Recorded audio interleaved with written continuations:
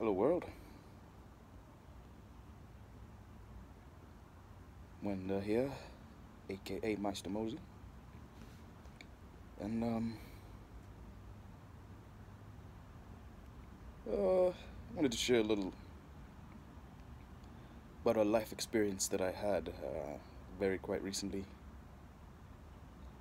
that has been extremely eye-opening and revelatory, uh, pertaining to the character of a specific group of people who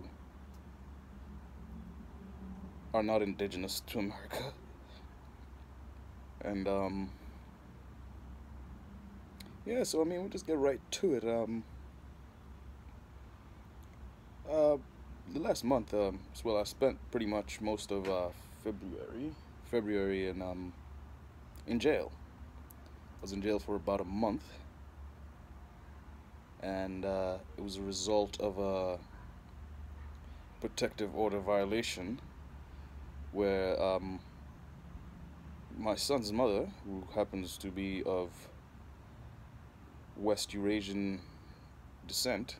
You know, West Eurasia is what they call Europe. You know, they try to divide. There's a video where I talk about how that little division of it's right there. Just go into my thing about Sub-Sahara.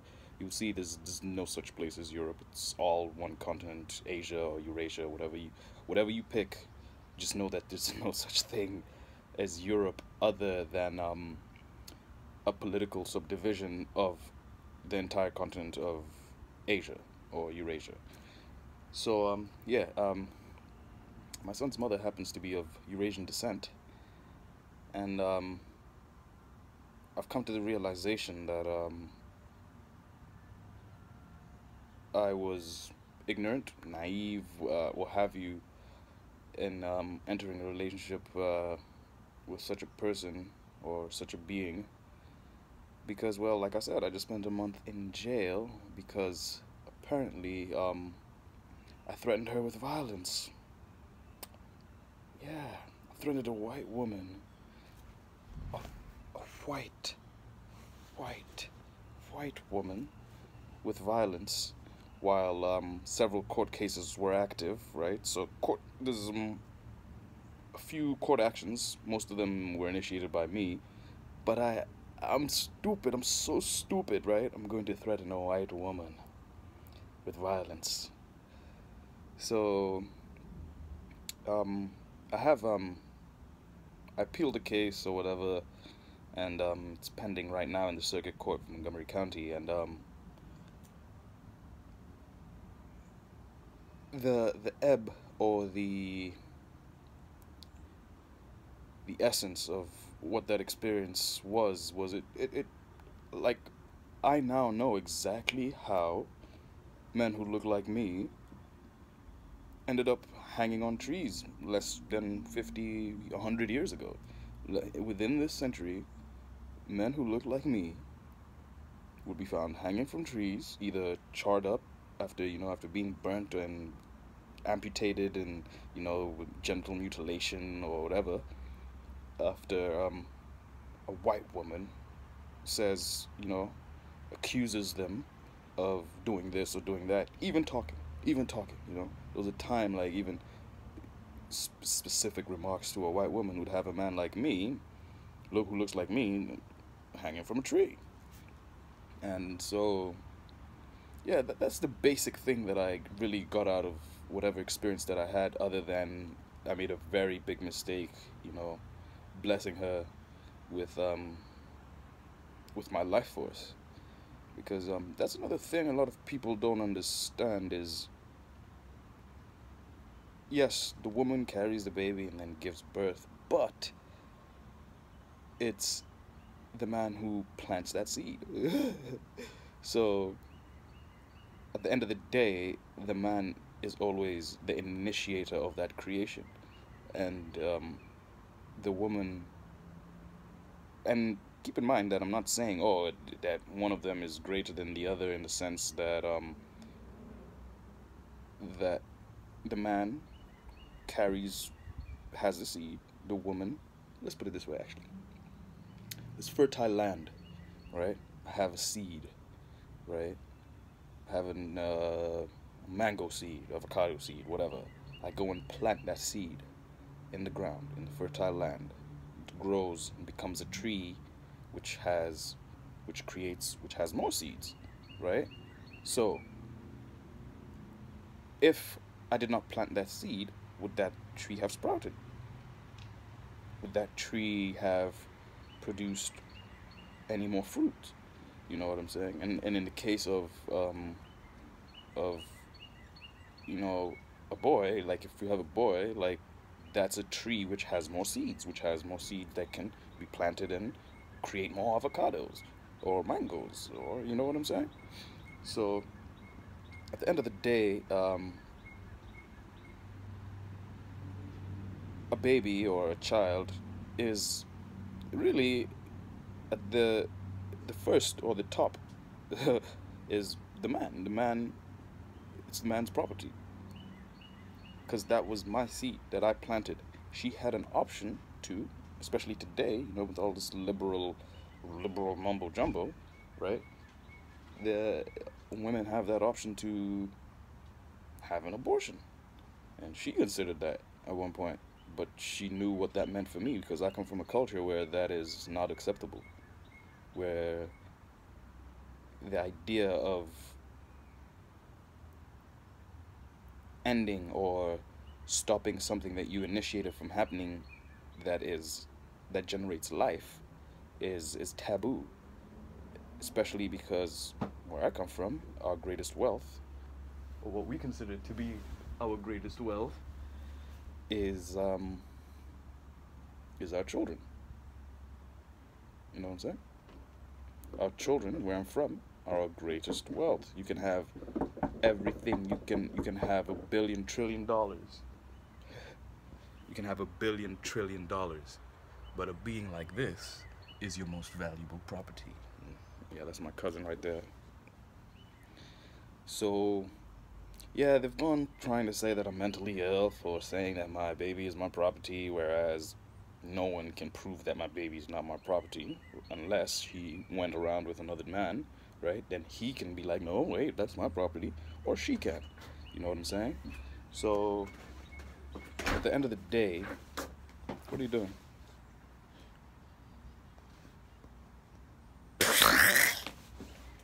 Anyway, can I finish? Ha ha ha! No, you finished. Look, you're too close to this right now. I'll call you when I'm done, alright? Huh? When I'm done, you can come back. Alright, and so, yeah. In, in the basics of, being a parent or a mama or baba is something that is exclusive to the mama and baba. I'm the only person on this earth that can claim that my baby is my property, other than his mother. Only his mother can do that. And the only way she can do that is because I granted her that power. If I didn't plant that seed in her, she could not say that. She could not say that that's her property. Because, well, yeah, it would be someone else's property. Unless, you know what I'm saying? She wouldn't have that if I did not plant that seed in her. Right? She wouldn't have that baby. Right? But I could plant it in someone else and they could have it. You know what I'm saying? So, at the end of the day, what I'm saying pretty much is, my son in this case was not the mistake. It was the woman that I had him with. My son will always be a blessing from creation itself. The problem or the issue or the fault or the mistake is the woman I chose foolishly, in ignorance and naivety of their character, or because they were one of these Black Lives Matter people, racial justice, blah blah blah, pretenders, liberals, typical liberals. And I think I have another video over here describing how Malcolm X, you know, classified Democrats and Republicans. One is a wolf and one is a fox, right? And I was dealing with the fox, you know. So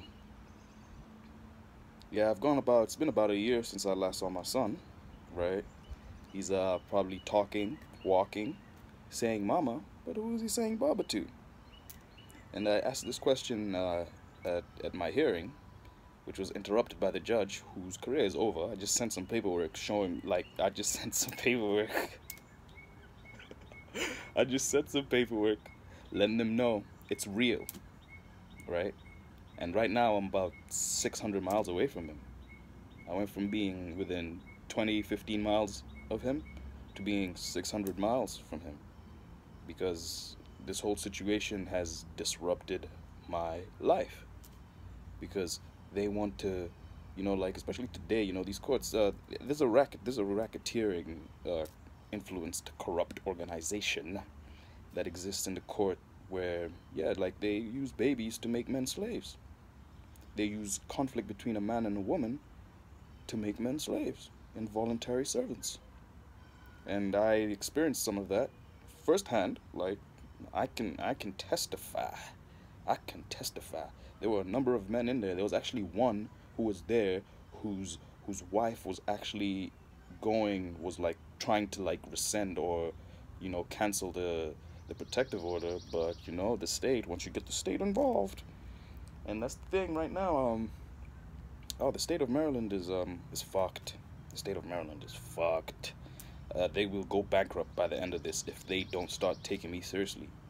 You know what I'm saying? They will. I will bankrupt the fuck out of Maryland if they don't stop fucking with me. Like I said, my baby is my greatest wealth. There's no measure. There's no amount of money you can offer me to let this shit slide. None. There's no amount. So even the amount that I'm giving them right now, the amount that I'm demanding from them, is nothing. It's nothing to me whatsoever. It's the due compensation. It's the fair and just compensation that I require. You know what I'm saying? And simply because I have told these people, and if you actually have paperwork showing where I started from like $1,000, $5,000, and they were not taking me seriously. You know what I'm saying? Like I was showing them, hey, I'm putting liens on my property right now, right? And here we are, and we're not getting to that point where um, I'm warning them anymore. I'm not warning them anymore. I'm just gonna tell them, yo, I need my property back, or you're gonna do this, you're gonna pay this and pay that. They refuse. I found a mechanism to get these guys. Got some IRS paperwork. I'm about to get the IRS up in this motherfucker. You know what I'm saying? A lot of people are scared of the IRS, and that's because they don't know how the IRS functions. Once you know how the IRS functions, you can use the IRS to go after these people. These corrupt organizations, these racketeering influenced corrupt organizations that call themselves courts, and they're not lawful courts. They're administrative courts. And if you don't know what the difference is between administrative courts and judicial courts, look that shit up and find out for yourself. Because I'm going to be starting an organization. Well, I'm not going to be. I'm actually setting it up right now, and it's going to be based on helping men who are being made involuntary servants with their babies as the anchor to that involuntary servitude, with their babies being the premise of contracts and trusts and agreements that restrain their trade, their ability to make a living, their ability to interact or communicate with other individuals who might have their property, you know. And yeah, look that up. Look up. It's a 15 USC number 1, 2, and 3. They carry $100 million fine because that's how serious restraining someone's ability to trade and commerce and make a living for themselves. It's a disruption of that idea of, every man or woman has an inalienable right to the pursuit of happiness or to have, you know, life, liberty, and the pursuit of happiness. That philosophy that the Constitution was founded on. And when you look at the Constitution, it's itself is a contract. It's a trust agreement. Constitution of the United States of America is a trust agreement, ladies and gentlemen. If you understand how governments or countries, republics or whatever, how they're created is through trust. Trust. Trust. Think about that word. Trust. I tell you this and this and that. You trust me. You put your faith in me. You believe that whatever I've told you will be beneficial for you as much as it will be beneficial for me, right? Because there's no such thing as a valid trust agreement if it's not mutually beneficial. That's what is called an unconscionable contract. If you don't know what that is, look it up. Right? It's pretty much what it sounds like, but sometimes it's good to look at the definitions that that these people have in place.